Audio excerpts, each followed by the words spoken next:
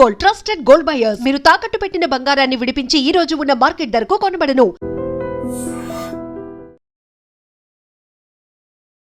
అవును, వాళ్ళు ముగ్గురు ఇష్టపడ్డారు, అందుకే పెళ్లి చేసుకుంటున్నారు.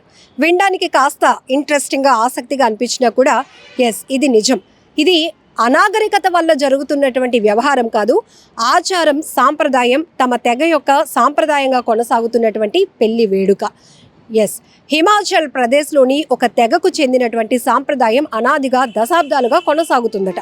అందులో ఎంత బాగా చదువుకున్న వాళ్ళైనా, ఎంత బాగా వృత్తిరీత్యా స్థిరపడ్డవారైనా ఆ తెగ సాంప్రదాయం ప్రకారం వారు ఇష్టపడితే ఒకరు ఇద్దరిని పెళ్లి చేసుకోవచ్చు అనేది ఈ పెళ్లి యొక్క సారాంశం. సో చాలా ఇంట్రెస్టింగ్ అనిపిస్తుంది కదా. ఒక యువతి ఇద్దరు అన్నదమ్ముల్ని పెళ్లి చేసుకుంది. ఆ ఒక యువతిని ఇద్దరు అన్నదమ్ములు పెళ్లి చేసుకోవడానికి వారు ఇష్టపూర్వకంగా ఒప్పుకున్నారట. ఈ ఇద్దరు అన్నదమ్ముల్ని పెళ్లి చేసుకోవటానికి ఆ యువతి కూడా ఇష్టపూర్వకంగానే అంగీకరించిందంట. అందుకే వాళ్ళ తెగ సాంప్రదాయం ప్రకారం ఈ వివాహ వేడుక 3 రోజుల పాటు కొనసాగిందట. ఈ పెళ్లికి వందలాదిగా చాలా మంది హాజరయ్యారట. బట్ ఇప్పుడు ఈ పెళ్లికి సంబంధించిన వీడియోలు మాత్రం సోషల్ మీడియాలో తెగ వైరల్ అవుతున్నాయి, చర్చకు దారితీస్తున్నాయి. మరి ఆ తెగ సాంప్రదాయం ఏంటి? హిమాచల్ ప్రదేశ్లో ఈ ఊరు ఎక్కడ ఉంది? గిరిజన గ్రామంగా ప్రాచుర్యం పొందినటువంటి అక్కడ ఉన్నటువంటి ఆచార వ్యవహారాలేంటి తెలుసుకోవాలనుందా? స్టోరీలోనికి వెళ్ళిపోదాం. హిమాచల్ ప్రదేశ్ రాష్ట్రంలోని సిర్మా జిల్లా షిలాయి గ్రామంలో వీళ్ళ పెళ్లి జరిగింది. ఇక్కడ హట్టి తెగకు చెందినటువంటి ప్రదీప్ నేగి, కపిల్ నేగి ఇద్దరు అన్నదమ్ములు. కున్హత్ గ్రామానికి చెందినటువంటి సునీత చౌహాన్ అనే యువతిని తమ తెగ సాంప్రదాయం ప్రకారం వీరు వివాహం చేసుకున్నారు. ఈ నెల 12 నుంచి 14 తేదీ వరకు 3 రోజుల పాటు వీరి పెళ్లి వేడుకలు జరిగాయి. ఈ పెళ్లి వేడుకలకు వందలాది మంది హాజరయ్యారు. ప్రదీప్ హిమాచల్ ప్రదేశ్ ప్రభుత్వ శాఖలో పనిచేస్తుంటే అతని తమ్ముడు కపిల్ విదేశాల్లో ఉద్యోగం చేస్తున్నాడు. అయితే ఈ వివాహం తమ ఇష్టపూర్వకంగానే చేసుకున్నామని అటు యువతి, అలానే ఇక్కడ ఇద్దరు అన్నదమ్ములు పెళ్లి కొడుకులు ఇద్దరు కూడా ఒప్పుకోవటం చాలా విశేషం. వీరి వివాహానికి సంబంధించిన వీడియో ఇప్పుడు సోషల్ మాధ్యమాల్లో చాలా వైరల్ అవుతోంది, చర్చకు కూడా దారితీస్తుంది.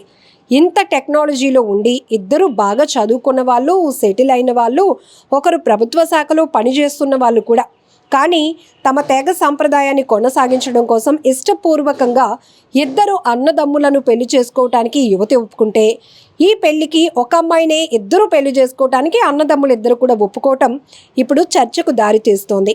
అయితే ఇలా ఒకరు ఇద్దరిని పెళ్లి చేసుకోవటం అనేది భారత్లో మాత్రం చట్టవిరుద్ధమైనా కూడా హిమాచల్ ప్రదేశ్ సిర్మా జిల్లాలోని పలు గ్రామాల్లో మాత్రం వారి తెగ సాంప్రదాయం ప్రకారం ఇప్పటికీ కూడా అది కొనసాగిస్తూనే ఉన్నారు.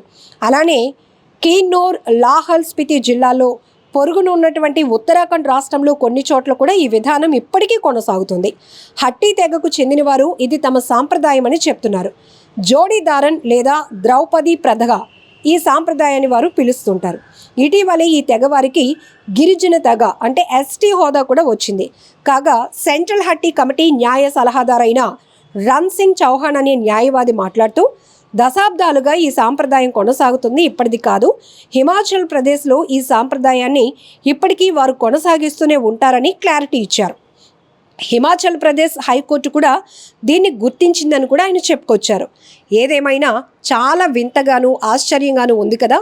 సోషల్ మీడియా పుణ్యమాని చాలా విలేజ్లో, చాలా మారుమూల ప్రాంతాల్లో జరుగుతున్నటువంటి వింతలు, వ్యవహారాలు, వాళ్ళ ఆచార సాంప్రదాయ వ్యవహారాలు ఇప్పుడు వైరల్ అవుతూ ఉండటం కొంత ఇంట్రెస్టింగ్గా అనిపించినా చర్చకు మాత్రం దారి తీస్తుంది.